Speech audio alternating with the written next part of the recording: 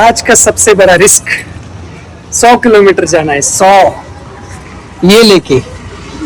ये हमारा घोड़ा और घोड़े के ऊपर 3 घोड़े सवार है, बड़े बड़े 20 लीटर के 2 और 40 का लीटर का एक। आज सकाळी सुरुवात झाली आपली मेडिकल मधून सोलापूर मधून, कारण आपण 4 दिवस झाले तुम्हाला माहिती आहे सोलापूर मध्येच होतो कामासाठी आलेलो।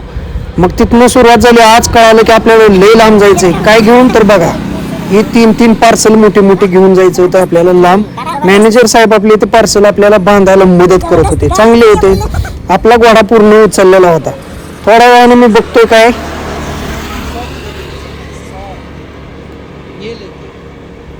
ये हमारा घोड़ा और घोड़े के ऊपर 3 घोड़े सवार हैं, बड़े बड़े 20 लीटर के 2 और 40 का लीटर के एक।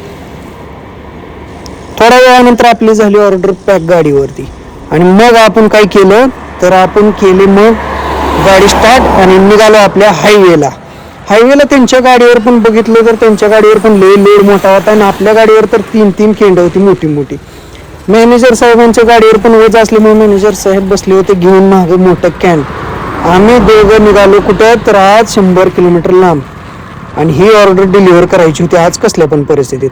फायनली मी त्यांच्या थोडं पुढे आल्यामुळे तिथं त्यांची वाट बघत बसलो गाडी साईडला लावून, आणि ती थोड्या वेळानंतर 15-20 मिनिटं वाट बघितल्यानंतर ते आले। तोपर्यंत मला लय आळस आलता, कारण लय पाठ दुखायला होती।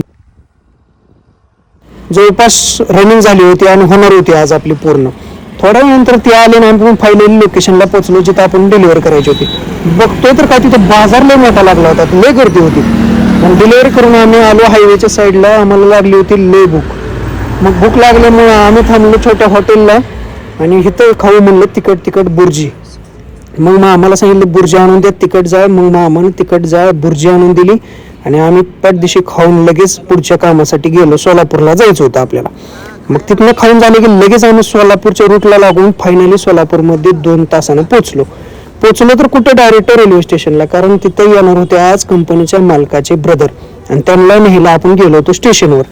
थोड्या वेळाने त्यांची पण वाट बघता बघता ते आले आणि त्यांना आपल्या गाडीवर बसवलं बघा, आणि गाडीवर बसून आम्ही फायनली नंतर गेलो रात्री उशीर झाल्यामुळे जेवण करायला, कारण ते पण जेवले नव्हते आणि कोणच नंतर जेवलेलं नव्हतं। आम्ही नंतर जेवण करायला हॉटेलला गेलो, आणि हॉटेलमधून नंतर रूमकडे झालो।